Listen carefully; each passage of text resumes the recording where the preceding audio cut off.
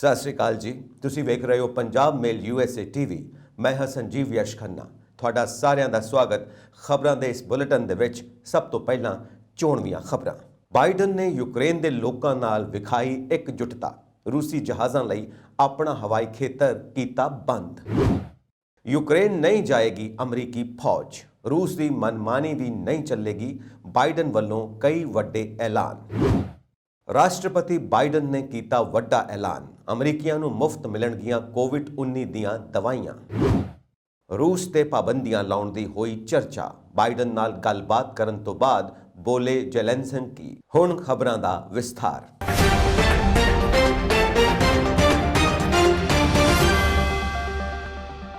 ਇਸ ਵੇਲੇ ਦੀ ਵੱਡੀ ਖਬਰ। ਹੁਣੇ ਖਬਰ ਮਿਲੀ ਹੈ ਪ੍ਰੋਫੈਸਰ ਦਵਿੰਦਰਪਾਲ ਸਿੰਘ ਭੁੱਲਰ ਕਿਸੇ ਸਮੇਂ ਵੀ ਹੋ ਸਕਦੇ ਨੇ ਰਿਹਾ। 1996 ਤੋਂ ਜੇਲ੍ਹ 'ਚ ਨੇ ਬੰਦ। ਕੇਂਦਰ ਸਰਕਾਰ ਵੱਲੋਂ ਪਿਛਲੇ ਲੰਮੇ ਸਮੇਂ ਤੋਂ ਜੇਲ੍ਹ ਵਿੱਚ ਕੈਦ ਪ੍ਰੋਫੈਸਰ ਦਵਿੰਦਰਪਾਲ ਸਿੰਘ ਭੁੱਲਰ ਨੂੰ ਹੁਣ ਕਿਸੇ ਸਮੇਂ ਵੀ ਰਿਹਾ ਕੀਤਾ ਜਾ ਸਕਦਾ ਹੈ। ਪ੍ਰੋਫੈਸਰ ਭੁੱਲਰ 1996 ਤੋਂ ਬੰਬ ਧਮਾਕੇ ਕੇਸ ਵਿੱਚ ਜੇਲ੍ਹ ਵਿੱਚ ਬੰਦ ਨੇ। ਪਹਿਲਾਂ ਉਹਨਾਂ ਦੀ ਫਾਂਸੀ ਦੀ ਸਜ਼ਾ ਮੁਆਫ ਕੀਤੀ ਗਈ ਸੀ ਅਤੇ ਉਹਨਾਂ ਨੂੰ ਕਈ ਵਾਰ ਪੈਰੋਲ ਤੇ ਵੀ ਰਿਹਾ ਕੀਤਾ ਗਿਆ। ਪ੍ਰੋਫੈਸਰ ਭੁੱਲਰ ਦੀ ਰਿਹਾਈ ਦੀ ਸਮੇਂ-ਸਮੇਂ ਤੇ ਸਿੱਖ ਜਥੇਬੰਦੀਆਂ ਨੇ ਅਪੀਲ ਕੀਤੀ। 2019 ਚ ਭਾਰਤ ਦੀ ਕੇਂਦਰ ਸਰਕਾਰ ਨੇ ਉਹਨਾਂ ਦੀ ਰਿਹਾਈ ਦਾ ਰਾਹ ਪੱਧਰਾ ਕੀਤਾ ਸੀ, ਪਰ ਮਨਿੰਦਰਜੀਤ ਸਿੰਘ ਬਿੱਟਾ ਦੀ ਇੱਕ ਪਟੀਸ਼ਨ ਕਾਰਨ ਉਹਨਾਂ ਦੀ ਰਿਹਾਈ ਸੁਪਰੀਮ ਕੋਰਟ ਵੱਲੋਂ ਰੋਕ ਦਿੱਤੀ ਗਈ ਸੀ। ਪਿਛਲੇ ਸਮੇਂ ਦੌਰਾਨ ਦਿੱਲੀ ਅਸੈਂਬਲੀ ਵਿੱਚ ਵੀ ਇਸ ਦੀ ਰਿਹਾਈ ਬਾਰੇ ਗੱਲਬਾਤ ਚੱਲੀ ਸੀ ਅਤੇ ਇਹ ਸੁਣਨ ਵਿੱਚ ਆਇਆ ਸੀ ਕਿ ਦਿੱਲੀ ਦੀ ਕੇਜਰੀਵਾਲ ਸਰਕਾਰ ਨੇ ਪ੍ਰੋਫੈਸਰ ਭੁੱਲਰ ਦੀ ਰਿਹਾਈ ਤੇ ਕੋਈ ਅਮਲ ਨਹੀਂ ਕੀਤਾ, ਜਿਸ ਦਾ ਸਿੱਖ ਹਲਕੇ ਵਿੱਚ ਬੜਾ ਰੋਸ ਪਾਇਆ ਗਿਆ। ਪਰ ਪੰਜਾਬ ਵਿਧਾਨ ਸਭਾ ਚੋਣਾਂ ਦੌਰਾਨ ਦਿੱਲੀ ਦੇ ਮੁੱਖ ਮੰਤਰੀ ਕੇਜਰੀਵਾਲ ਅਤੇ ਆਪ ਦੇ ਪੰਜਾਬ ਪ੍ਰਧਾਨ ਭਗਵੰਤ ਮਾਨ ਨੇ ਇਹ ਸਪਸ਼ਟੀਕਰਨ ਦਿੱਤਾ ਕਿ ਇਸ ਦਾ ਦਿੱਲੀ ਅਸੈਂਬਲੀ ਨਾਲ ਕੋਈ ਵਾਸਤਾ ਨਹੀਂ ਹੈ, ਸਗੋਂ SRB ਰਾਹੀਂ ਇਹ ਕੇਸ ਪੈਂਡਿੰਗ ਹੈ। ਇਸ ਸੰਬੰਧੀ ਭਰੋਸੇਯੋਗ ਸੂਤਰਾਂ ਤੋਂ ਹੁਣ ਪਤਾ ਲੱਗਾ ਕਿ ਪ੍ਰੋਫੈਸਰ ਦਵਿੰਦਰਪਾਲ ਸਿੰਘ ਭੁੱਲਰ ਦੀ ਰਿਹਾਈ ਹੁਣ ਕਿਸੇ ਪਲ ਵੀ ਸੰਭਵ ਹੈ। ਪ੍ਰੋਫੈਸਰ ਭੁੱਲਰ ਦੇ ਅਮਰੀਕਾ ਰਹਿੰਦੇ ਭਰਾ ਤਜਿੰਦਰਪਾਲ ਸਿੰਘ ਭੁੱਲਰ ਨੇ ਪ੍ਰੋਫੈਸਰ ਭੁੱਲਰ ਦੀ ਰਿਹਾਈ ਤੇ ਖੁਸ਼ੀ ਦਾ ਪ੍ਰਗਟਾਵਾ ਕੀਤਾ ਹੈ ਅਤੇ ਸਮੂਹ ਸਿੱਖ ਜਥੇਬੰਦੀਆਂ ਦਾ ਵੀ ਤਹਿ ਦਿਲੋਂ ਧੰਨਵਾਦ ਕੀਤਾ ਹੈ। ਇੱਥੇ ਜ਼ਿਕਰਯੋਗ ਹੈ ਕਿ ਪ੍ਰੋਫੈਸਰ ਭੁੱਲਰ ਦੇ ਪਿਤਾ ਅਤੇ ਮਾਸੜ ਜੀ ਨੂੰ 90 ਦੇ ਦਹਾਕਿਆਂ ਦੌਰਾਨ ਪੁਲਿਸ ਮੁਕਾਬਲੇ ਬਣਾ ਕੇ ਮਾਰ ਦਿੱਤਾ ਗਿਆ ਸੀ। ਕੈਲੀਫੋਰਨੀਆ ਰਹਿੰਦੀ ਉਹਨਾਂ ਦੀ ਮਾਤਾ ਜੀ ਉਪਕਾਰ ਕੌਰ ਦਾ ਪਿਛਲੇ ਦਿਨੀ ਦੇਹਾਂਤ ਹੋ ਗਿਆ ਸੀ। ਉਹ ਅੰਤ ਸਮੇਂ ਤੱਕ ਆਪਣੇ ਪੁੱਤਰ ਦੀ ਰਿਹਾਈ ਲਈ ਪੁਕਾਰ ਕਰਦੇ ਰਹੇ। ਪ੍ਰੋਫੈਸਰ ਭੁੱਲਰ ਦੀ ਪਤਨੀ ਨਵਨੀਤ ਕੌਰ ਨੇ ਵੀ ਉਹਨਾਂ ਦੀ ਰਿਹਾਈ ਲਈ ਕਾਫੀ ਭੱਜ ਦੌੜ ਕੀਤੀ। ਅਮਰੀਕਾ ਦੇ ਰਾਸ਼ਟਰਪਤੀ ਜੋ ਬਾਈਡਨ ਨੇ ਆਪਣੇ ਪਹਿਲੇ ਸਟੇਟ ਆਫ ਦੀ ਯੂਨੀਅਨ ਸੰਬੋਧਨ ਵਿੱਚ ਰੂਸ ਦੇ ਹਮਲੇ ਦਾ ਸਾਹਮਣਾ ਕਰਨ ਅਤੇ ਅਮਰੀਕੀ ਮਹਿੰਗਾਈ ਨੂੰ ਕੰਟਰੋਲ ਕਰਨ ਦੀ ਸਹੁੰ ਖਾਧੀ। ਰੂਸ ਦੇ ਯੂਕਰੇਨ ਤੇ ਹਮਲਾ ਕਰਨ ਦਰਮਿਆਨ ਬਾਈਡਨ ਦੇ ਇਸ ਭਾਸ਼ਣ ਦੀ ਮਹੱਤਤਾ ਹੋਰ ਵੱਧ ਗਈ ਹੈ। ਰਾਸ਼ਟਰਪਤੀ ਨੇ ਆਪਣੇ ਭਾਸ਼ਣ ਦੀ ਸ਼ੁਰੂਆਤ ਵੀ ਯੂਕਰੇਨ ਸੰਕਟ ਦੇ ਮੁੱਦੇ ਨਾਲ ਕੀਤੀ। ਉਹਨਾਂ ਸਦਨ ਦੇ ਚੈਂਬਰ ਵਿੱਚ ਮੌਜੂਦ ਸੰਸਦ ਮੈਂਬਰਾਂ ਨੂੰ ਕਿਹਾ ਕਿ ਉਹ ਖੜੇ ਹੋਣ ਅਤੇ ਯੂਕਰੇਨ ਦੇ ਲੋਕਾਂ ਦੇ ਜਜ਼ਬੇ ਨੂੰ ਸਲਾਮ ਕਰਨ। ਇਸ ਤੋਂ ਬਾਅਦ ਸਾਰੇ ਸੰਸਦ ਮੈਂਬਰ ਖੜੇ ਹੋ ਗਏ।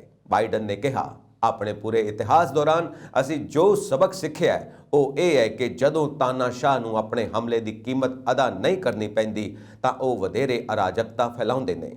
ਇਸ ਦੌਰਾਨ ਬਾਈਡਨ ਨੇ ਘੋਸ਼ਣਾ ਕੀਤੀ ਕਿ ਅਮਰੀਕਾ ਰੂਸੀ ਜਹਾਜ਼ਾਂ ਲਈ ਆਪਣਾ ਹਵਾਈ ਖੇਤਰ ਬੰਦ ਕਰ ਰਿਹਾ ਹੈ ਅਤੇ ਕਿਹਾ ਕਿ ਹੋਰ ਦੰਡਕਾਰੀ ਉਪਾਵਾਂ ਦੇ ਨਾਲ ਚੁੱਕਿਆ ਗਿਆ ਇਹ ਕਦਮ ਰੂਸ ਨੂੰ ਕਮਜ਼ੋਰ ਕਰੇਗਾ। ਕੋਵਿਡ-19 ਗਲੋਬਲ ਮਹਾਮਾਰੀ ਦੇ ਫੈਲਣ ਤੋਂ ਬਾਅਦ ਇਹ ਪਹਿਲੀ ਵਾਰ ਸੀ ਜਦੋਂ ਸੰਸਦ ਦੇ ਸਾਰੇ ਮੈਂਬਰਾਂ ਨੂੰ ਸਦਨ ਵਿੱਚ ਬੁਲਾਇਆ ਗਿਆ। ਭਾਸ਼ਣ ਤੋਂ ਪਹਿਲਾਂ MP ਵਾਲ ਡੇਮਿੰਗਸ ਨੇ ਕਿਹਾ, ਮੈਨੂੰ ਲੱਗਦਾ ਹੈ ਕਿ ਇਸ ਦੇਸ਼ ਵਿੱਚ ਹਰ ਕੋਈ ਜਾਣਦਾ ਹੈ ਕਿ ਦੁਨੀਆ ਵਿੱਚ ਜੋ ਵੀ ਵਾਪਰਦਾ ਹੈ ਉਸ ਦਾ ਇੱਥੇ ਸਿੱਧਾ ਪ੍ਰਭਾਵ ਪੈਂਦਾ ਹੈ। ਅਮਰੀਕਾ ਯੂਕਰੇਨ ਉੱਤੇ ਹਮਲਾ ਕਰਨ ਵਾਲੇ ਰੂਸ ਨੂੰ ਕਿਸੇ ਵੀ ਹਾਲਤ ਵਿੱਚ ਬਖਸ਼ਣ ਦੇ ਮੂਡ ਵਿੱਚ ਨਹੀਂ ਹੈ। ਅਮਰੀਕੀ ਰਾਸ਼ਟਰਪਤੀ ਜੋ ਬਾਈਡਨ ਨੇ ਕਿਹਾ ਹੈ ਕਿ ਵਲਾਦੀਮੀਰ ਪੁਤਿਨ ਹੁਣ ਤੱਕ ਤਾਨਾਸ਼ਾਹ ਵਾਂਗ ਪੇਸ਼ ਆਏ ਨੇ ਅਤੇ ਉਹਨਾਂ ਨੂੰ ਇਸ ਦੀ ਕੀਮਤ ਚੁਕਾਣੀ ਪਵੇਗੀ। ਅਮਰੀਕੀ ਕਾਂਗਰਸ ਨੂੰ ਸੰਬੋਧਨ ਕਰਦੇ ਹੋਏ ਬਾਈਡਨ ਨੇ ਸਪਸ਼ਟ ਕੀਤਾ ਕਿ ਰੂਸ ਤੇ ਪਾਬੰਦੀਆਂ ਦਾ ਸਿਲਸਿਲਾ ਇੱਥੇ ਹੀ ਨਹੀਂ ਰੁਕੇਗਾ। ਭਵਿੱਖ ਵਿੱਚ ਵੀ ਇਸ ਦੇ ਖਿਲਾਫ ਸਖਤ ਕਦਮ ਚੁੱਕੇ ਜਾਣਗੇ ਤਾਂ ਕਿ ਰੂਸੀ ਰਾਸ਼ਟਰਪਤੀ ਨੂੰ ਆਪਣੇ ਗੁਨਾਹ ਦਾ ਅਹਿਸਾਸ ਹੋ ਸਕੇ। ਆਪਣੇ ਸੰਬੋਧਨ ਵਿੱਚ ਜੋ ਬਾਈਡਨ ਨੇ ਕਿਹਾ ਕਿ ਅਸੀਂ ਸੰਕਟ ਦੀ ਇਸ ਘੜੀ ਵਿੱਚ ਯੂਕਰੇਨ ਦੇ ਨਾਲ ਹਾਂ। ਅਸੀਂ ਰੂਸੀ ਜਹਾਜ਼ਾਂ ਲਈ ਅਮਰੀਕੀ 에ਅਰ ਸਪੇਸ ਬੰਦ ਕਰ ਦਿੱਤਾ ਹੈ। ਅਸੀਂ ਨਾਟੋ ਦੀ ਜ਼ਮੀਨ ਦੇ ਹਰ ਇੰਚ ਦੀ ਰੱਖਿਆ ਕਰਾਂਗੇ। ਉਹਨਾਂ ਅੱਗੇ ਕਿਹਾ ਕਿ ਜਿਸ ਤਰ੍ਹਾਂ ਰੂਸ ਯੂਕਰੇਨ ਤੇ ਹਮਲਾ ਕਰ ਰਿਹਾ ਹੈ ਉਹ ਵਿਸ਼ਵ ਸ਼ਾਂਤੀ ਲਈ ਖਤਰਾ ਹੈ। ਮਾਸਕੋ ਨੇ ਬਿਨਾਂ ਕਿਸੇ ਭੜਕਾਹਟ ਦੇ ਯੂਕਰੇਨ ਤੇ ਹਮਲਾ ਕੀਤਾ। ਅਮਰੀਕੀ ਰਾਸ਼ਟਰਪਤੀ ਨੇ ਕਿਹਾ ਕਿ ਵਲਾਦੀਮੀਰ ਪੁਤਿਨ ਨੇ ਸੋਚਿਆ ਕਿ ਪੱਛਮੀ ਦੇਸ਼ ਅਤੇ ਨਾਟੋ ਪ੍ਰਤੀਕਿਰਿਆ ਨਹੀਂ ਦੇਣਗੇ। ਉਹ ਯੂਰਪ ਨੂੰ ਵੰਡਣਾ ਚਾਹੁੰਦਾ ਸੀ। ਅਸੀਂ ਇਕੱਠੇ ਹਾਂ ਅਤੇ ਰਹਾਂਗੇ। ਯੂਕਰੇਨ ਨੇ ਰੂਸ ਦੇ ਝੂਠ ਦਾ ਸਾਹਮਣਾ ਸੱਚਾਈ ਨਾਲ ਕੀਤਾ ਹੈ। ਬਾਈਡਨ ਨੇ ਕਿਹਾ ਕਿ ਅਮਰੀਕਾ ਦੀ ਫੌਜ ਰੂਸ ਨਾਲ ਟਕਰਾਅ ਨਹੀਂ ਕਰੇਗੀ, ਪਰ ਰੂਸ ਨੂੰ ਮਨਮਾਨੀ ਕਰਨ ਦੀ ਇਜਾਜ਼ਤ ਨਹੀਂ ਦਿੱਤੀ ਜਾਵੇਗੀ। ਉਹਨਾਂ ਇਹ ਵੀ ਕਿਹਾ ਕਿ ਰੂਸ ਤੇ ਸਖਤ ਪਾਬੰਦੀਆਂ ਲਗਾਉਣ ਦੇ ਨਾਲ-ਨਾਲ ਅਸੀਂ ਯੂਕਰੇਨ ਨੂੰ $1 ਬਿਲੀਅਨ ਦੀ ਮਦਦ ਦੇਵਾਂਗੇ। ਬਾਈਡਨ ਨੇ ਸਖਤ ਲਹਿਜੇ 'ਚ ਕਿਹਾ ਕਿ ਰੂਸ ਨੂੰ ਦੁਨੀਆ ਦੀ ਨੀਂਹ ਹਿਲਾਉਣ ਦੇਣ ਦੀ ਕੋਸ਼ਿਸ਼ ਕੀਤੀ ਹੈ ਅਤੇ ਉਸ ਨੂੰ ਇਸ ਦੀ ਕੀਮਤ ਚੁਕਾਉਣੀ ਪਵੇਗੀ। ਇਹ ਜੰਗ ਲੋਕਤੰਤਰ ਬਨਾਮ ਤਾਨਾਸ਼ਾਹ ਦੀ ਹੈ ਅਤੇ ਤਾਨਾਸ਼ਾਹਾਂ ਨੂੰ ਹਮੇਸ਼ਾ ਇਸ ਦੀ ਕੀਮਤ ਚੁਕਾਉਣੀ ਪੈਂਦੀ ਹੈ। ਉਹਨਾਂ ਕਿਹਾ ਕਿ ਪੁਤਿਨ ਅਜੇ ਇੰਨੇ ਇਕੱਲੇ ਹੋ ਚੁੱਕੇ ਨੇ ਜਿੰਨਾ ਪਹਿਲਾਂ ਕਦੇ ਨਹੀਂ ਸਨ। ਅੱਜ 27 ਦੇਸ਼ ਯੂਕਰੇਨ ਦੇ ਨਾਲ ਨੇ।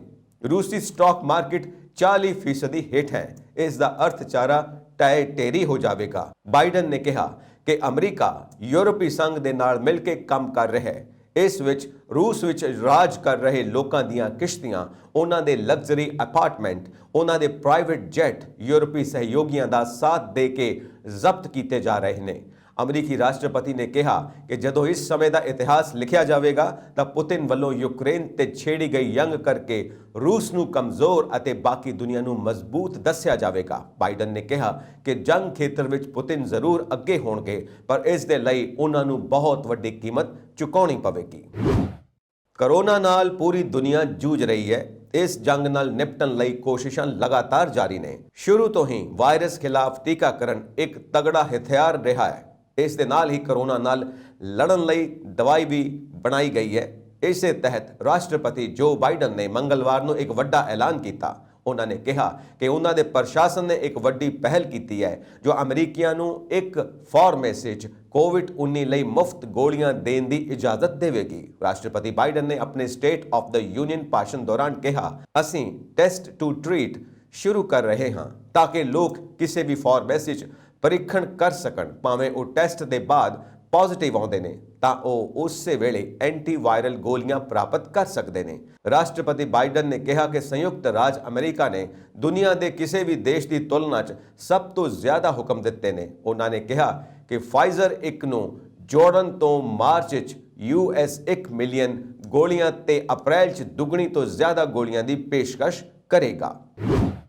ਯੂਕਰੇਨ ਦੇ ਰਾਸ਼ਟਰਪਤੀ ਵਲਾਦੀਮੀਰ ਜ਼ੈਲੈਂਸਕੀ ਨੇ ਅਮਰੀਕਾ ਦੇ ਰਾਸ਼ਟਰਪਤੀ ਜੋ ਬਾਈਡਨ ਨਾਲ ਗੱਲਬਾਤ ਕੀਤੀ। ਜ਼ੈਲੈਂਸਕੀ ਨੇ ਕਿਹਾ ਕਿ ਰੂਸੀ ਵਿਰੋਧੀ ਪਾਬੰਦੀਆਂ ਅਤੇ ਯੂਕਰੇਨ ਨੂੰ ਰੱਖਿਆ ਸਹਾਇਤਾ ਤੇ ਅਮਰੀਕੀ ਅਗਵਾਈ ਤੇ ਚਰਚਾ ਕੀਤੀ ਗਈ। ਸਾਨੂੰ ਜਲਦ ਤੋਂ ਜਲਦ ਹਮਲਾਵਰ ਨੂੰ ਰੋਕਣਾ ਚਾਹੀਦਾ ਹੈ। ਉੱਥੇ ਦੂਜੇ ਪਾਸੇ ਯੂਕਰੇਨ ਅਧਿਕਾਰੀਆਂ ਨੇ ਮੰਗਲਵਾਰ ਸ਼ਾਮ ਨੂੰ ਕਿਹਾ ਕਿ ਰੂਸੀ ਫੌਜ ਨੇ ਹਮਲੇ ਦੇ 6ਵੇਂ ਦਿਨ ਕੀਵ ਦੇ ਟੀਵੀ ਟਾਵਰ ਅਤੇ ਯੂਕਰੇਨ 'ਚ ਯਹੂਦੀ ਦੀ ਮੁੱਖ ਯਾਦਗਾਰ ਸਮੇਤ ਹੋਰ ਨਾਗਰਿਕ ਸਥਾਨਾਂ ਨੂੰ ਨਿਸ਼ਾਨਾ ਬਣਾਉਂਦੇ ਹੋਏ ਹਮਲੇ ਕੀਤੇ।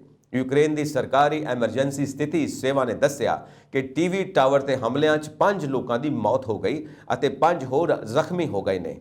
ਯੂਕਰੇਨ ਦੀ ਸੰਸਦ ਨੇ ਟੀਵੀ ਟਾਵਰ ਨੇੜੇ ਧੂਏ ਦੀ ਇੱਕ ਤਸਵੀਰ ਪੋਸਟ ਕੀਤੀ ਅਤੇ ਕੀਵ ਦੇ ਮੇਅਰ ਵਿਤਾਲੀ ਕਲਿਸ਼ਚਕੋ ਨੇ ਇਸ ਤੇ ਹਮਲਾ ਹੋਣ ਦੇ ਇੱਕ ਵੀਡੀਓ ਸਾਂਝੀ ਕੀਤੀ। ਉਹਨਾਂ ਨੇ ਕਿਹਾ ਕਿ ਹਮਲੇ ਦੇ ਦੌਰਾਨ ਟਾਵਰ 'ਚ ਬਿਜਲੀ ਪਹੁੰਚਾ ਰਹੇ ਇੱਕ ਸਬ ਸਟੇਸ਼ਨ ਅਤੇ ਇੱਕ ਕੰਟਰੋਲ ਰੂਮ ਨੁਕਸਾਨਿਆ ਗਿਆ। ਯੂਕਰੇਨ ਦੇ ਰਾਸ਼ਟਰਪਤੀ ਜ਼ੈਲੈਂਸਕੀ ਦੇ ਦਫ਼ਤਰ ਦੇ ਮੁੱਖ ਆਂਦਰੇ ਤਰਮਾਕ ਨੇ ਫੇਸਬੁੱਕ ਤੇ ਕਿਹਾ ਕਿ ਉਸ ਸਥਾਨ ਤੇ ਸ਼ਕਤੀਸ਼ਾਲੀ ਮਿਜ਼ਾਈਲ ਹਮਲਾ ਕੀਤਾ ਜਾ ਰਿਹਾ ਹੈ ਜਿੱਥੇ ਬਾਬੀ ਯਾਰ ਸਮਾਰਕ ਹੈ। ਰੂਸ ਵੱਲੋਂ ਹਮਲੇ ਕਰਕੇ ਯੂਕਰੇਨ ਵਿੱਚ ਚਾਰੇ ਪਾਸੇ ਤਬਾਹੀ ਮੱਚੀ ਹੋਈ ਹੈ। ਰੂਸੀ ਹਮਲੇ ਵਿੱਚ ਮੌਤ ਕਿਸ ਕਦਮ ਤੇ ਮਿਲ ਜਾਏ ਕੋਈ ਨਹੀਂ ਜਾਣਦਾ। ਅਜਿਹੇ ਵਿੱਚ ਉੱਥੇ ਫਸੇ ਭਾਰਤੀ ਵੀ ਘਬਰਾਏ ਹੋਏ ਨੇ। ਯੂਕਰੇਨ ਵਿੱਚ ਫਸੇ ਭਾਰਤੀ ਬਾਰਡਰ ਤੱਕ ਆਉਣ ਲਈ ਕਿਸੇ ਵੀ ਰਸਤੇ ਤੋਂ ਨਿਕਲ ਰਹੇ ਨੇ। ਅਜਿਹੇ ਵਿੱਚ ਪੋਲੈਂਡ ਵਿੱਚ ਭਾਰਤੀ ਦੂਤਾਵਾਸ ਨੇ ਉਹਨਾਂ ਨੂੰ ਚੇਤਾਵਨੀ ਦਿੱਤੀ ਹੈ ਕਿ ਯੂਕਰੇਨ ਦੇ ਪੱਛਮੀ ਹਿੱਸੇ ਲਵੀਵ ਤੇ ਟ੍ਰੋਨੋਪਿਲ ਵੱਲੋਂ ਆਉਣ ਵਾਲੇ ਭਾਰਤੀ ਪੋਲੈਂਡ ਆਉਣ ਲਈ ਬੂਡੋਮਿਰਜ਼ ਬਾਰਡਰ ਦਾ ਹੀ ਇਸਤੇਮਾਲ ਕਰਨ। ਇਸ ਨਾਲ ਬਾਰਡਰ ਕ੍ਰਾਸ ਕਰਨ ਵਿੱਚ ਆਸਾਨੀ ਹੋਵੇਗੀ। ਪੋਲੈਂਡ ਵਿੱਚ ਭਾਰਤੀ ਦੂਤਾਵਾਸ ਨੇ ਐਡਵਾਈਜ਼ਰੀ ਜਾਰੀ ਕਰਕੇ ਕਿਹਾ ਹੈ ਕਿ ਸ਼ਹੀਨੀ ਮੋਦਾਈਕਾ ਬਾਰਡਰ ਦਾ ਇਸਤੇਮਾਲ ਨਾ ਕਰੋ। ਦੂਤਾਵਾਸ ਨੇ ਐਡਵਾਈਜ਼ਰੀ ਵਿੱਚ ਕਿਹਾ ਕਿ ਯੂਕਰੇਨ ਦੇ ਪੱਛਮੀ ਹਿੱਸੇ ਵਿੱਚ ਰਹਿਣ ਵਾਲੇ ਭਾਰਤੀ ਬੂਡੋਮਿਰਜ਼ ਬਾਰਡਰ ਦੇ ਚੈੱਕ ਪੁਆਇੰਟ ਤੇ ਐਂਟਰੀ ਕਰਨ ਕਿਉਂਕਿ ਇਸ ਤੋਂ ਪਹਿਲਾਂ ਪੋਲੈਂਡ ਵਿੱਚ ਦਾਖਲ ਹੋਣਾ ਸੌਖਾ ਹੋਵੇਗਾ। ਸ਼ਹੀਨੀ ਮੋਦਾਈਕਾ ਬਾਰਡਰ ਮੁਕਾਬਲਤਨ ਬਹੁਤ ਜ਼ਿਆਦਾ ਭਰਿਆ ਹੋਇਆ ਹੈ। ਉੱਥੋਂ ਐਂਟਰੀ ਕਰਨ ਵਿੱਚ ਮੁਸ਼ਕਲਾਂ ਦਾ ਸਾਹਮਣਾ ਕਰਨਾ ਪਵੇਗਾ।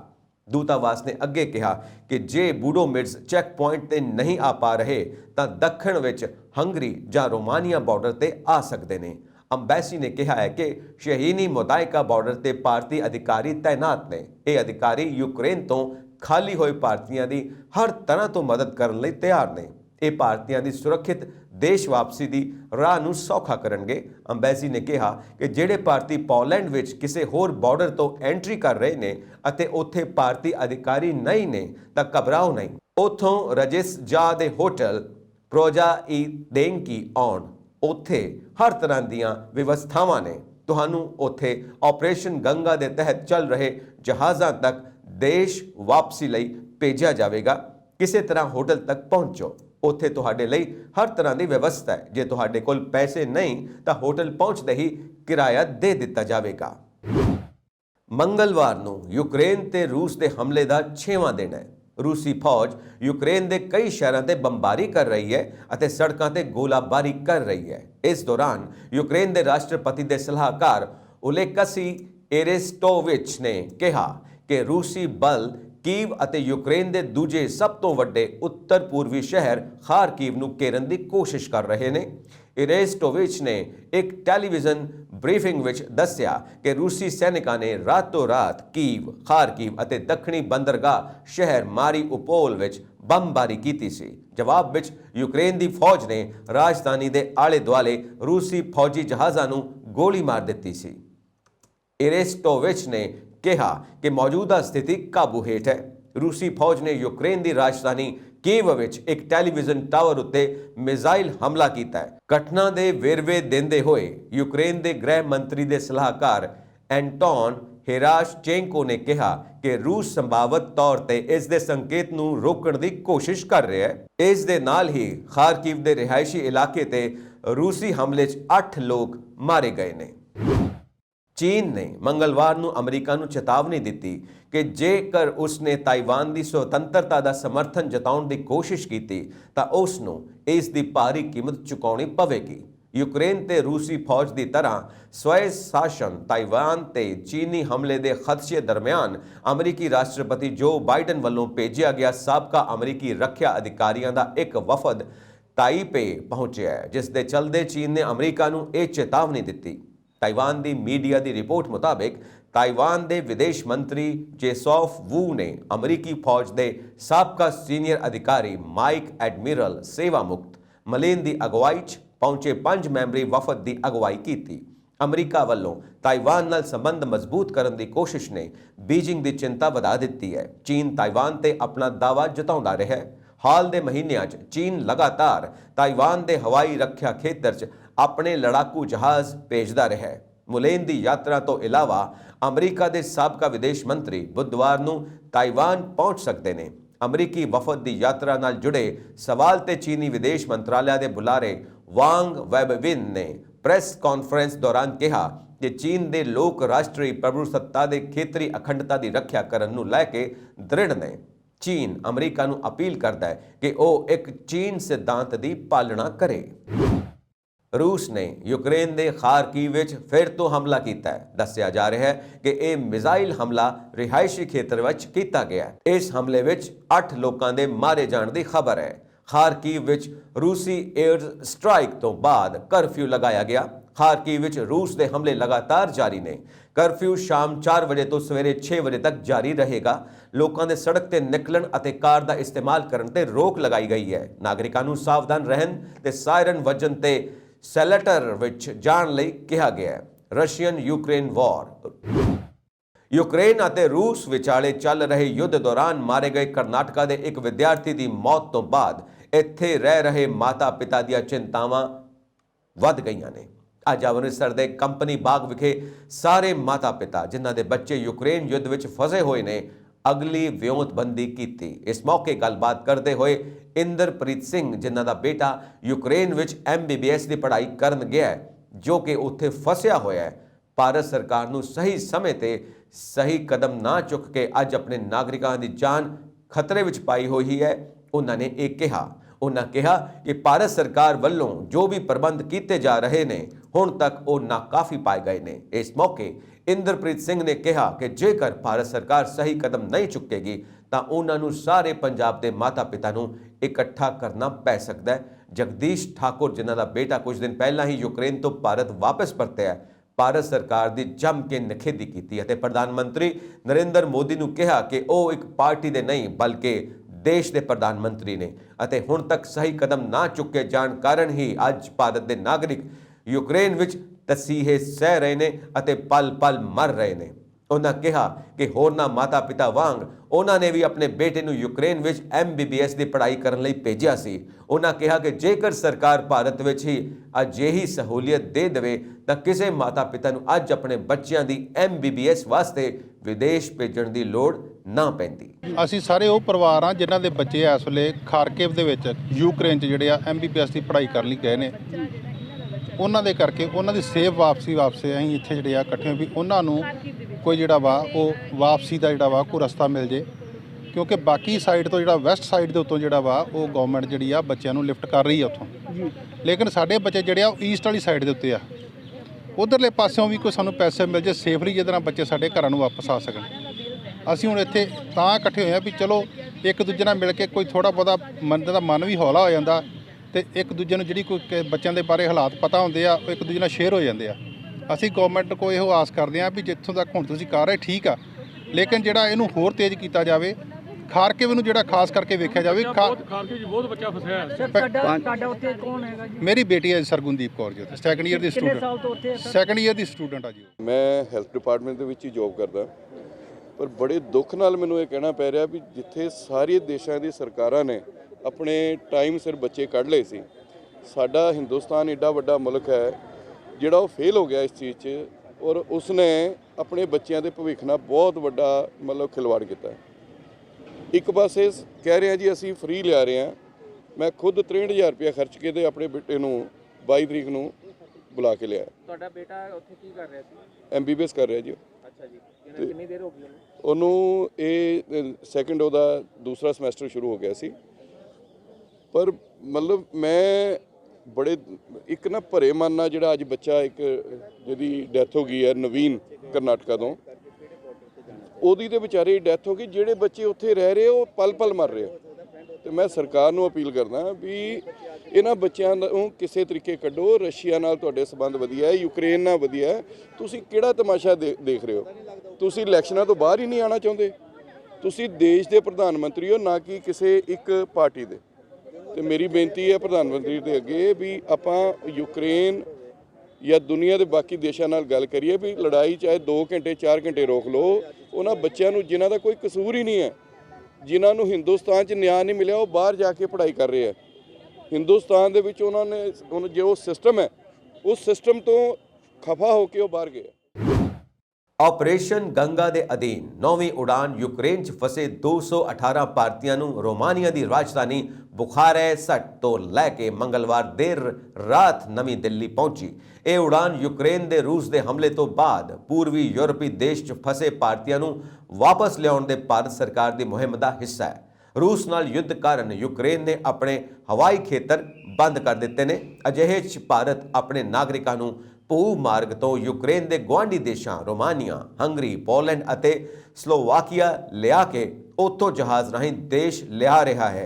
ਕੇਂਦਰੀ ਮੰਤਰੀ ਸ਼੍ਰੀਮਤੀ ਇਰਾਨੀ ਨੇ ਮੰਗਲਵਾਰ ਨੂੰ ਇੰਦਰਾ ਗਾਂਧੀ ਕੌਮਾਂਤਰੀ ਹਵਾਈ ਅੱਡੇ ਤੇ ਭਾਰਤੀ ਨਾਗਰਿਕਾਂ ਦਾ ਸਵਾਗਤ ਕੀਤਾ ਅਤੇ ਉਹਨਾਂ ਨੂੰ ਭਰੋਸਾ ਦਿਵਾਇਆ ਕਿ ਭਾਰਤ ਸਰਕਾਰ ਯੂਕਰੇਨ ਤੋਂ ਹਰ ਭਾਰਤੀ ਦੀ ਸੁਰੱਖਿਅਤ ਵਾਪਸੀ ਕਰਨ ਲਈ ਕੰਮ ਕਰ ਰਹੀ ਹੈ। ਉਹਨਾਂ ਕਿਹਾ ਭਾਰਤ ਸਰਕਾਰ ਯੂਕਰੇਨ ਤੋਂ ਸਾਰੇ ਵਿਦਿਆਰਥੀਆਂ ਨੂੰ ਸੁਰੱਖਿਅਤ ਵਾਪਸ ਲਿਆਉਣ ਲਈ ਸਾਰੀਆਂ ਕੋਸ਼ਿਸ਼ਾਂ ਕਰ ਰਹੀ ਹੈ। ਮੈਂ ਉਹਨਾਂ ਤੋਂ ਯੂਕਰੇਨ 'ਚ ਆਪਣੇ ਦੋਸਤਾਂ ਨੂੰ ਇਹ ਕਹਿਣ ਦੀ ਅਪੀਲ ਕਰਦਾ ਕਿ ਉਹ ਹਿੰਮਤ ਅਤੇ ਸਬਰ ਬਣਾਈ ਰੱਖਣ। ਇਸ ਤੋਂ ਪਹਿਲਾਂ ਬੁਖਾਰੈਸਟ ਤੋਂ ਇੱਕ ਹੋਰ ਜਹਾਜ਼ 182 ਭਾਰਤੀਆਂ ਨੂੰ ਲੈ ਕੇ ਮੁੰਬਈ ਪਹੁੰਚਿਆ ਸੀ। ਮੰਤਰੀ ਨੇ ਕਿਹਾ ਕਿ ਇੰਦਰਾ ਗਾਂਧੀ ਕੌਮਾਂਤਰੀ ਹਵਾਈ ਅੱਡੇ ਤੇ ਰੇਲ ਸਹੂਲੀਅਤ ਕਾਊਂਟਰ ਬਣਾਏ ਗਏ ਨੇ।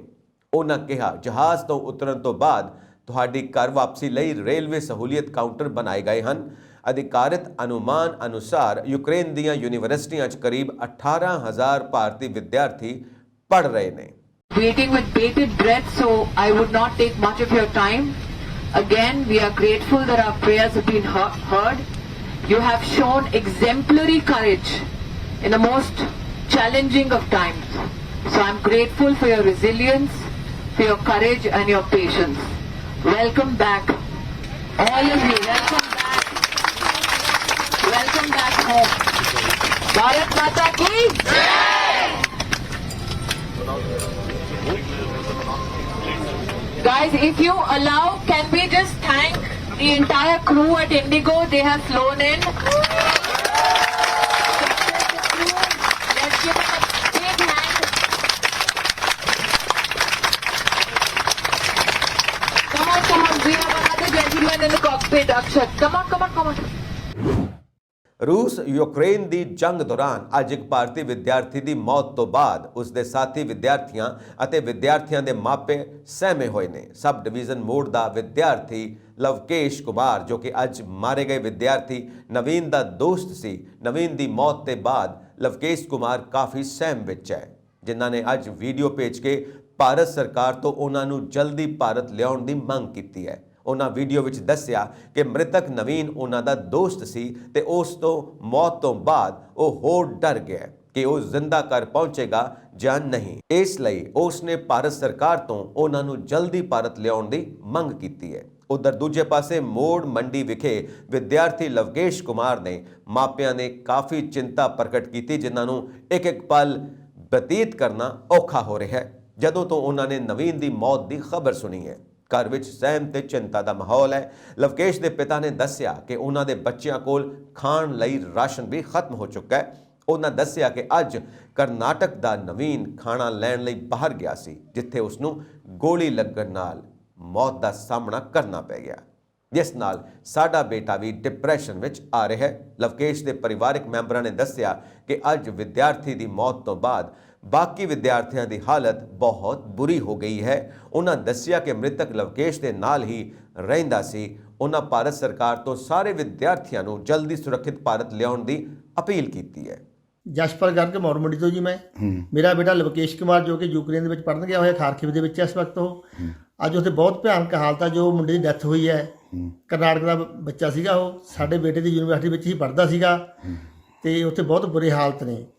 ਜੋ ਉਹਨਾਂ ਕੋਲੇ ਰਾਸ਼ਨ ਪਾਣੀ ਸੀਗਾ ਉਹ ਖਤਮ ਹੋਇਆ ਪਿਆ ਗਾ, ਕਿਉਂ 5-6 ਦਿਨ ਦਾ ਸੀਗਾ। ਅਸੀਂ ਵੀ ਕੰਮ ਛੇਤੀ ਹੋ ਜਾਊਗਾ, ਇਹ ਬੰਦ ਹੋ ਜੂਗੀ ਜੰਗ, ਪਰ ਜੰਗ ਬੰਦ ਨਹੀਂ ਹੋਈ, ਉਹ ਵਧੀ ਜਾਂਦੀ ਹੈ, ਰੋਜ਼ ਦਿਨੋਂ ਦਿਨ ਵੱਧ ਰਹੀ ਹੈ। ਅਸੀਂ ਬਹੁਤ ਚਿੰਤਾ ਵਿੱਚ ਹਾਂ। ਇੱਕ ਬੇਟਾ ਜਿਹੜਾ ਉਹ ਕਰਨਾਟਕ ਦਾ ਸੀਗਾ, ਉਹ ਅੱਜ ਬਾਹਰ ਖਾਣਾ ਲੈਣ ਵਾਸਤੇ ਗਿਆ ਸੀਗਾ, ਜਿੱਥੇ ਕਿ ਉਹਨੂੰ ਗੋਲੀ ਲੱਗੀ, ਉਹਦੀ ਮੌਤ ਹੋ ਗਈ। ਸਾਡਾ ਬੇਟਾ ਬਹੁਤ ਘਬਰਾਇਆ ਹੋਇਆ ਗਾ, ਉਹ ਡਿਪਰੈਸ਼ਨ 'ਚ ਹੈ। ਉਹਨਾਂ ਨੂੰ ਕੰਨਾਂ ਤੋਂ ਬਹੁਤ ਹੋ ਰਿਹਾ ਪਿਆ ਗਾ। ਉਹ ਸਾਨੂੰ ਅਸੀਂ ਪ੍ਰਧਾਨ ਮੰਤਰੀ ਨਰਿੰਦਰ ਮੋਦੀ ਤੋਂ ਅਪੀਲ ਕਰਦੇ ਹਾਂ ਵੀ ਜਲਦੀ ਤੋਂ ਜਲਦੀ ਸਾਡੇ ਬੱਚਿਆਂ ਨੂੰ ਬਾਹਰ ਕੱਢਿਆ ਜਾਵੇ, ਜਿਹਦਾ ਕਿ ਰਸਤਾ ਜਿਵੇਂ ਬੇਟਾ ਦੱਸਦਾ ਹੈ ਵੀ ਰਸ਼ੀਆ ਬਾਰਡਰ ਰਾਹੀਂ ਉਹ ਨਿਕਲ ਸਕਦੇ ਨੇ, ਵੀ ਛੇਤੀ ਤੋਂ ਛੇਤੀ ਕੋਈ ਲੇਟ ਹੋਈ ਜਾਂਦਾ ਬਹੁਤ ਕੰਮ। ਉੱਧਰੋਂ ਰਸ਼ੀਆ ਸਰਕਾਰੋਂ ਬਹੁਤ ਸਖਤਾਈ ਹੋਈ ਜਾਂਦੀ ਹੈ ਉੱਥੇ ਕੰਮ ਦੀ, ਬਹੁਤ ਜ਼ਿਆਦਾ ਕੰਮ ਹੋਇਆ ਪਿਆ ਭੈੜਾ ਉੱਥੇ ਜੀ। ਅਸੀਂ ਤਾਂ ਇਹੀ ਅਪੀਲ ਕਰਦੇ ਹਾਂ ਭਾਰਤ ਦੇ ਪ੍ਰਧਾਨ ਮੰਤਰੀ ਨੂੰ ਵੀ ਜਲਦੀ ਤੋਂ ਜਲਦੀ ਸਾਡੇ ਬੱਚਿਆਂ ਨੂੰ ਬਾਹਰ ਕੱਢਿਆ ਜਾਵੇ। ਸ਼੍ਰੋਮਣੀ ਅਕਾਲੀ ਦਲ ਦੇ ਪ੍ਰਧਾਨ ਸੁਖਬੀਰ ਸਿੰਘ ਬਾਦਲ ਅਤੇ ਸਾਬਕਾ ਕੇਂਦਰੀ ਮੰਤਰੀ ਹਰਸਿਮਰਤ ਕੌਰ ਬਾਦਲ ਪਟਿਆਲਾ ਜੇਲ੍ਹ ਵਿੱਚ ਬੰਦ ਅਕਾਲੀ ਦਲ ਦੇ ਸੀਨੀਅਰ ਆਗੂ ਅਤੇ ਸਾਬਕਾ ਮੰਤਰੀ ਬਿਕਰਮ ਸਿੰਘ ਮਜੀਠੀਆ ਨਾਲ ਮੁਲਾਕਾਤ ਕਰਨ ਪਹੁੰਚੇ।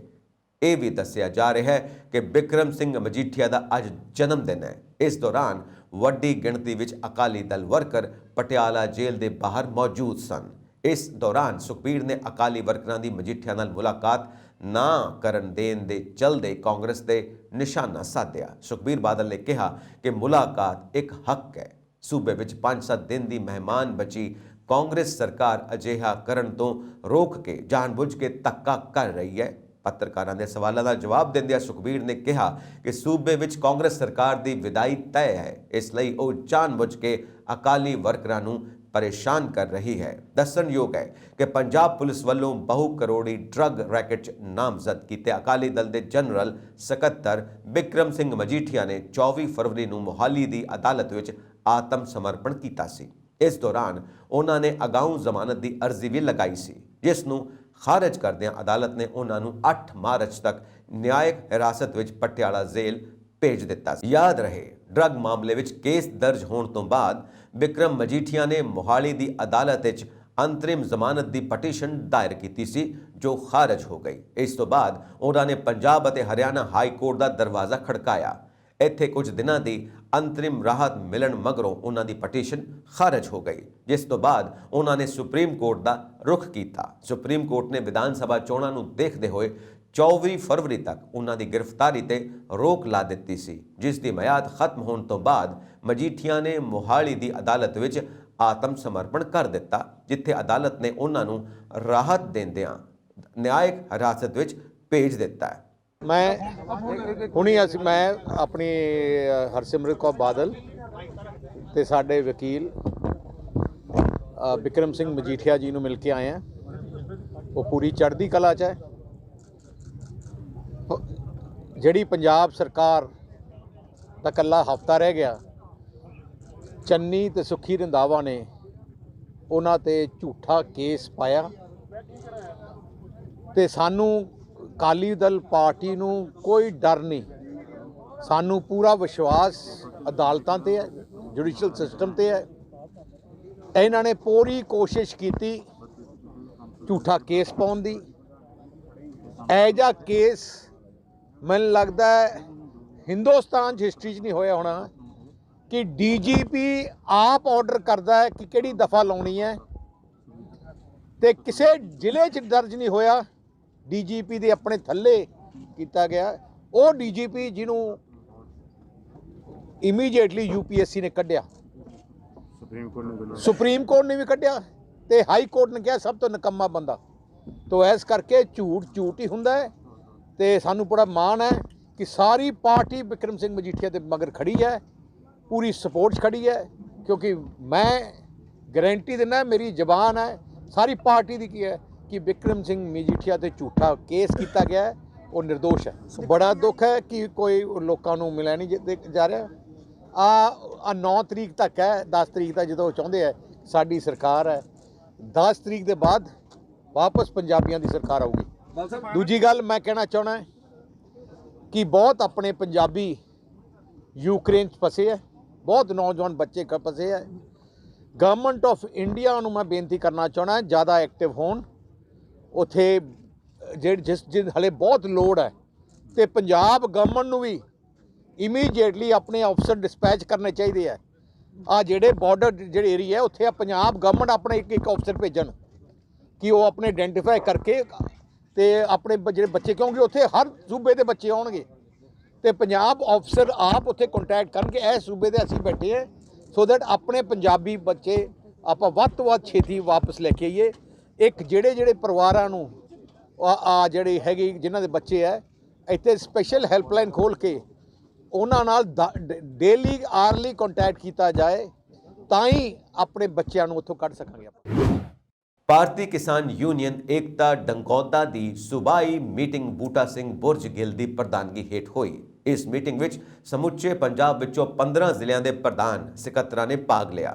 ਮੀਟਿੰਗ ਵਿੱਚ ਗੰਭੀਰ ਵਿਚਾਰ ਚਰਚਾ ਕਰਨ ਤੋਂ ਬਾਅਦ ਹੋਏ ਫੈਸਲਿਆਂ ਦੀ ਜਾਣਕਾਰੀ ਦਿੰਦਿਆਂ ਮਨਜੀਤ ਧਨੇਰ, ਗੁਰਦੀਪ ਰਾਮਪੁਰਾ ਅਤੇ ਬਲਵੰਤ ਉਪਲੀ ਨੇ ਸਾਂਝੇ ਤੌਰ ਤੇ ਦੱਸਿਆ ਕਿ ਪੰਜਾਬ ਦੀਆਂ ਵਿਧਾਨ ਸਭਾ ਚੋਣਾਂ ਲੰਘਿਆਂ ਨੂੰ ਹਫ਼ਤਾ ਵੀ ਨਹੀਂ ਹੋਇਆ ਕਿ ਪੰਜਾਬ ਦੇ ਹੱਕਾਂ ਉੱਤੇ ਕੇਂਦਰੀ ਹਕੂਮਤ ਦੇ ਡਾਕੇ ਫਿਰ ਸ਼ੁਰੂ ਹੋ ਗਏ ਨੇ। ਇਸ ਵਾਰ ਹਮਲਾ ਫਿਰ ਪੰਜਾਬ ਦੇ ਪਾਣੀਆਂ ਉੱਤੇ ਹੋਇਆ।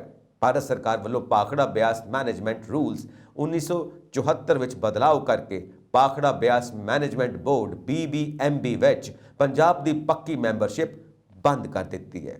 ਇਸ ਤਰ੍ਹਾਂ ਪੰਜਾਬ ਨੂੰ ਪਾਣੀ ਦੇ ਪ੍ਰਬੰਧ ਵਿੱਚੋਂ ਬਾਹਰ ਕੱਢ ਕੇ ਕੇਂਦਰ ਸਰਕਾਰ ਦੀ ਝਾਕ ਪੰਜਾਬ ਦੇ ਪਾਣੀ ਖੋਣ ਤੇ ਹੈ। ਪੰਜਾਬ ਨੂੰ ਪਹਿਲਾਂ ਹੀ ਪਾਣੀ ਪੂਰਾ ਨਹੀਂ ਮਿਲ ਰਿਹਾ। ਪੰਜਾਬ ਨੇ ਬਣਦੇ ਕੁੱਲ ਪਾਣੀ ਦਾ ਚੌਥਾ ਹਿੱਸਾ ਹੀ ਮਿਲਦਾ ਹੈ। ਪੰਜਾਬ ਨਾਲ ਇਹ ਵਿਤਕਰਾ ਪੰਜਾਬ ਦੀ ਮੁੜ ਵੰਡ ਤੋਂ ਹੀ ਜਾਰੀ ਹੈ ਅਤੇ ਇਸ ਧੱਕੇ ਦੇ ਉਲਟ ਪੰਜਾਬ ਦੇ ਲੋਕ ਲੰਮੇ ਸਮੇਂ ਤੋਂ ਕੇਂਦਰੀ ਹਕੂਮਤ ਦੇ ਹਰ ਧੱਕੇ ਦੇ ਖਿਲਾਫ ਲੜ ਰਹੇ ਨੇ। ਆਗੂਆਂ ਨੇ ਕੇਂਦਰ ਹਕੂਮਤ ਦੇ ਇਸ ਫੈਸਲੇ ਨੂੰ ਫੈਡਰਲਿਜ਼ਮ ਵਿਰੋਧੀ ਕਰਾਰ ਦਿੰਦਿਆਂ ਕਿਹਾ ਕਿ ਪਹਿਲਾਂ ਹਕੂਮਤ ਨੇ 5 ਜੂਨ 2020 ਨੂੰ 3 ਖੇਤੀ ਵਿਰੋਧੀ ਕਾਨੂੰਨਾਂ ਰਾਹੀਂ ਰਾਜਾਂ ਦੇ ਸੰਘੀ ਢਾਂਚੇ ਉੱਪਰ ਹਮਲਾ ਬੋਲਿਆ ਸੀ। ਖੇਤੀ ਨਰੋਲ ਰਾਜਾਂ ਦਾ ਵਿਸ਼ਾ ਹੈ। ਪਾਖੜਾ ਬਿਆਸ ਮੈਨੇਜਮੈਂਟ ਬੋਰਡ ਵਿੱਚੋਂ ਪੰਜਾਬ ਦੀ ਨੁਮਾਇੰਦਗੀ ਖਾਰਜ ਕਰਨ ਦਾ ਵੀ ਕੇਂਦਰੀ ਹਕੂਮਤ ਉਸੇ ਦਿਸ਼ਾ ਵਿੱਚ ਹੀ ਪੁੱਟਿਆ ਗਿਆ ਕਦਮ ਹੈ। ਜਦਕਿ 1966 ਦੇ ਪੰਜਾਬੀ ਸੂਬਾ ਹੋਂਦ ਵਿੱਚ ਆਉਣ ਸਮੇਂ ਤੋਂ BBMB ਵਿੱਚ ਨੁਮਾਇੰਦਗੀ ਪਾਣੀ ਅਤੇ ਬਿਜਲੀ ਸੰਬੰਧੀ ਹਿੱਸਾ ਤੈਅ ਹੋਇਆ ਹੈ। ਆਗੂਆਂ ਕਿਹਾ ਕਿ ਇਸ ਪਾਸੇ ਪੰਜਾਬ ਦੀ ਧਰਤੀ ਬੰਜਰ ਹੋ ਰਹੀ ਹੈ। ਪੰਜਾਬ ਦੇ ਵੱਡੇ ਹਿੱਸੇ ਵਿੱਚ ਪਾਣੀ ਦਾ ਪੱਧਰ ਖਤਰਨਾਕ ਹੱਦ ਤੱਕ ਨੀਵਾਂ ਚਲਾ ਗਿਆ ਹੈ। ਪੰਜਾਬ ਦੇ 138 ਬਲਾਕਾਂ ਵਿੱਚੋਂ 109 ਬਲਾਕ ਡਾਰਕ ਜ਼ੋਨ ਬਣ ਗਏ ਨੇ। ਦੂਜੇ ਪਾਸੇ ਪੰਜਾਬ ਦੇ ਪਾਣੀਆਂ ਨੂੰ ਰਾਜਸਥਾਨ ਅਤੇ ਦਿੱਲੀ ਨੂੰ ਮੁਫਤ ਵਿੱਚ ਲੁਟਾਇਆ ਜਾ ਰਿਹਾ ਹੈ। ਆਗੂਆਂ ਮੰਗ ਕੀਤੀ ਕਿ ਦਰਿਆਈ ਪਾਣੀਆਂ ਵਿੱਚੋਂ ਪੰਜਾਬ ਦਾ ਹਿੱਸਾ ਵਧਾ ਕੇ ਇਸ ਸੰਕਟ ਦਾ ਪੱਕਾ ਹੱਲ ਕੀਤਾ ਜਾਵੇ। ਪੰਜਾਬ ਦਾ BBMB ਵਿੱਚੋਂ ਨੁਮਾਇੰਦਗੀ ਖਤਮ ਕਰਨ ਨਾਲ ਰਾਜਾਂ ਦਾ ਪਾਣੀਆਂ ਸਮੇਤ ਹੈੱਡ ਵਰਕਸਾਂ ਉੱਪਰ ਕੰਟਰੋਲ ਤੇ ਅਧਿਕਾਰ ਖਤਮ ਹੋ ਜਾਣਗੇ। ਕੇਂਦਰੀ ਹਕੂਮਤ ਦੀ ਇਸ ਧੱਕੇਸ਼ਾਹੀ ਖਿਲਾਫ ਲਖੀਮਪੁਰ ਖੀਰੀ ਕਾਂਡ ਦੇ ਮੁੱਖ ਦੋਸ਼ੀ ਆਸ਼ੀਸ਼ ਮਿਸ਼ਰਾ ਦੀ ਜ਼ਮਾਨਤ ਖਾਰਜ ਕਰਾਉਣ, ਕੇਂਦਰੀ ਰਾਜ ਮੰਤਰੀ ਅਜੇ ਮਿਸ਼ਰਾ ਨੂੰ ਮੰਤਰੀ ਮੰਡਲ ਵਿੱਚੋਂ ਖਾਰਜ ਕਰਾਉਣ, ਯੂਕਰੇਨ ਉੱਪਰ ਰੂਸ ਵੱਲੋਂ ਕੀਤੇ ਹਮਲੇ ਦਾ ਵਿਰੋਧ ਕਰਨ ਲਈ 7 ਮਾਰਚ ਨੂੰ ਸੰਯੁਕਤ ਕਿਸਾਨ ਮੋਰਚਾ ਵੱਲੋਂ ਪੰਜਾਬ ਦੇ ਸਾਰੇ ਜ਼ਿਲ੍ਹਾ ਤਹਿਸੀਲ ਕੇਂਦਰਾਂ ਤੇ ਵਿਸ਼ਾਲ ਮੁਜ਼ਾਹਰੇ ਕਰਕੇ ਸੰਘਰਸ਼ ਸ਼ੁਰੂ ਕੀਤਾ ਜਾ ਰਿਹਾ ਹੈ। ਪਾਕਿਊ ਏਕਤਾ ਡਕੌਂਦਾ ਵਿੱਚ ਸੰਘਰਸ਼ ਸੱਦੇ ਨੂੰ ਪੂਰੀ ਤਨਦੇਹੀ ਨਾਲ ਲਾਗੂ ਕਰਕੇ ਵੱਧ ਚੜ ਕੇ ਹਿੱਸਾ ਲਵੇਗੀ। 4 ਮਾਰਚ ਨੂੰ ਸੰਯੁਕਤ ਕਿਸਾਨ ਮੋਰਚੇ ਦਾ ਵੱਡਾ ਵਫਦ ਪੰਜਾਬ ਸਰਕਾਰ ਵੱਲੋਂ ਮੰਨੀਆਂ ਮੰਗਾਂ ਲਾਗੂ ਕਰਾਉਣ ਲਈ ਮਿਲੇਗਾ। ਇਸੇ ਹੀ ਤਰ੍ਹਾਂ ਪਾਕਿਊ ਏਕਤਾ ਡਕੌਂਦਾ ਦਾ ਵਫਦ ਪਾਵਰਕੌਮ ਨਾਲ ਸੰਬੰਧਿਤ ਕਿਸਾਨਾਂ ਦੀਆਂ ਮੰਗਾਂ ਦੇ ਨਿਪਟਾਰੇ ਲਈ ਪਟਿਆਲਾ ਵਿਖੇ ਪਾਵਰਕੌਮ ਦੇ CMD ਨਾਲ ਮੀਟਿੰਗ ਕਰੇਗਾ। 8 ਮਾਰਚ ਦਾ ਕੌਮਾਂਤਰੀ ਔਰਤ ਦਿਵਸ ਸਾਰੇ ਜ਼ਿਲ੍ਹਿਆਂ ਵਿੱਚ ਔਰਤ ਕਾਰਕੁਨਾਂ ਦੇ ਵੱਡੇ ਇਕੱਠ ਕਰਕੇ ਮਨਾਇਆ ਜਾਵੇਗਾ। ਅੱਜ ਸਾਡੀ ਸਟੇਟ ਕਮੇਟੀ ਦੀ ਮੀਟਿੰਗ ਸੀ। ਤਕਰੀਬਨ 15 ਜ਼ਿਲ੍ਹਿਆਂ ਦੇ ਵਿੱਚੋਂ ਨੁਮਾਇੰਦੇ ਪਹੁੰਚੇ ਹੋਏ ਸਾਡੇ ਕੋਲੇ। 4 ਇਸ਼ੂਆਂ ਤੇ ਮੇਨਲੀ ਅਸੀਂ ਚਰਚਾ ਕੀਤੀ ਹੈ। ਸਭ ਤੋਂ ਪਹਿਲਾਂ ਤਾਂ ਜਿਹੜਾ ਭਾਖੜਾ ਡੈਮ ਦੀ ਮੈਨੇਜਮੈਂਟ ਵਾਲਾ, ਜਿਹਦੇ ਵਿੱਚੋਂ ਪੰਜਾਬ ਨੂੰ ਬਾਹਰ ਕੀਤਾ ਜਾ ਰਿਹਾ, ਇਹ 3 ਹੈੱਡ ਵਰਕਸ ਬਣਦੇ ਆ। ਇੱਕ ਹਰੀਕੇ, ਦੂਜਾ ਨੰਗਲ ਡੈਮ ਤੇ ਤੀਜਾ ਮਾਧੋਕੇ। ਇਹਨਾਂ ਦੀ ਇੱਕ ਮੈਨੇਜਮੈਂਟ ਹੈ ਜਿਹਦੇ ਵਿੱਚ ਪੰਜਾਬ ਔਰ ਹਰਿਆਣਾ ਵੀ ਸ਼ਾਮਲ ਹੈ। ਹੁਣ ਕੇਂਦਰ ਸਰਕਾਰ ਨੇ ਇਹ ਪਾਣੀਆਂ ਤੇ ਕਬਜ਼ਾ ਕਰਨ ਦੇ ਲਈ ਪੰਜਾਬ ਔਰ ਹਰਿਆਣੇ ਨੂੰ ਇਸ ਮੈਨੇਜਮੈਂਟ ਦੇ ਵਿੱਚੋਂ ਬਾਹਰ ਕੱਢ ਦਿੱਤਾ, ਜਿਹਨੂੰ ਅਸੀਂ ਗੰਭੀਰਤਾ ਨਾਲ ਲੈਂਦੇ ਹਾਂ ਤੇ ਇਹਦੀ ਨਿੰਦਾ ਵੀ ਕਰਦੇ ਹਾਂ ਤੇ ਇਹਦੇ ਤੇ ਐਜੀਟੇਸ਼ਨ ਵੀ ਕਰਾਂਗੇ ਕਿ ਬਹੁਤ ਗਲਤ ਹੋਇਆ। ਪੰਜਾਬ ਦੇ ਨਾਲ ਪਹਿਲਾਂ ਹੀ ਵਿਤਕਰੇਬਾਜ਼ੀ ਹੋ ਰਹੀ ਹੈ, ਖਾਸ ਕਰਕੇ ਪਾਣੀਆਂ ਵਾਲੇ ਮੁੱਦੇ ਤੇ। ਦੂਸਰਾ, ਇਹ ਖੁਦਮੁਖਤਿਆਰੀ ਦਾ ਸਵਾਲ ਵੀ ਹੈ। ਜਿਵੇਂ 3 ਕਾਲੇ ਕਾਨੂੰਨ ਬਣਾ ਕੇ ਸਟੇਟਾਂ ਦੀ ਖੁਦਮੁਖਤਿਆਰੀ ਨੂੰ ਚੈਲੰਜ ਕੀਤਾ ਸੀ, ਇਹ ਵੀ ਉਹੋ ਜਿਹਾ ਚੈਲੰਜ ਹੀ ਹੈ। ਦੂਸਰਾ ਮੁੱਦਾ ਹੈਗਾ ਚੰਡੀਗੜ੍ਹ ਵਾਲਾ। ਚੰਡੀਗੜ੍ਹ ਦੇ ਵਿੱਚ ਜੋ ਵੀ ਮੁਲਾਜ਼ਮ ਭਰਤੀ ਹੁੰਦੇ ਆ, ਉਹਦੇ ਵਿੱਚ 60-40 ਦੀ ਰੇਸ਼ੋ ਹੈ। 40 ਬਾਹਰਲੇ ਹੁੰਦੇ ਆ, 60 ਪੰਜਾਬ ਦੇ ਹੁੰਦੇ ਆ। ਉੱਥੇ ਵੀ ਇਹ ਧੱਕਾ ਕਰ ਰਹੇ ਆ ਪੰਜਾਬ ਦੇ ਨਾਲ। ਇਹ ਇਸ਼ੂ ਤੇ ਅਸੀਂ ਚਰਚਾ ਕੀਤੀ ਹੈ, ਪਹਿਲਾਂ 23 ਜਥੇਬੰਦੀਆਂ 'ਚ ਵੀ ਹੋ ਚੁੱਕੀ ਹੈ। ਉਦੋਂ ਅਗਲਾ ਮੁੱਦਾ ਹੈਗਾ ਲਖੀਮਪੁਰ ਖੀਰੀ ਵਾਲਾ। ਲਖੀਮਪੁਰ ਖੀਰੀ ਦਾ ਜਿਹੜਾ ਮੁੱਖ ਦੋਸ਼ੀ ਹੈ ਅਜੇ ਮਿਸ਼ਰਾ, ਅਸ਼ੀਸ਼ ਮਿਸ਼ਰਾ ਕਿ ਅਜੇ ਮਿਸ਼ਰਾ, ਉਹਨੂੰ ਜ਼ਮਾਨਤ ਦੇ ਵੀ ਦਿੱਤੀ ਗਈ, ਜਦੋਂ ਕਿ ਕੋਈ ਆਧਾਰ ਨਹੀਂ ਬਣਦਾ ਉਹਦੀ ਜ਼ਮਾਨਤ ਹੋਣ ਦਾ। ਸਿਆਸੀ ਆਧਾਰ ਤੇ ਕੋਰਟਾਂ ਤੇ ਪ੍ਰੈਸ਼ਰ ਬਣਾ ਕੇ ਉਹਨੂੰ ਜੇਲ੍ਹ 'ਚੋਂ ਬਾਹਰ ਕਰ ਦਿੱਤਾ ਤੇ ਕਿਸਾਨ ਜੇਲ੍ਹਾਂ ਦੇ ਵਿੱਚ ਬੈਠੇ ਨੇ। 7 ਦੇ ਵਾਸਤੇ ਸਾਡੇ ਕੱਲ੍ਹ ਨੂੰ 2 ਤਰੀਕ ਨੂੰ ਸਾਰੀਆਂ 23 ਕਿਸਾਨ ਜਥੇਬੰਦੀਆਂ ਦੀਆਂ ਜ਼ਿਲ੍ਹਾ ਪੱਧਰੀ ਮੀਟਿੰਗਾਂ ਹੋਣਗੀਆਂ।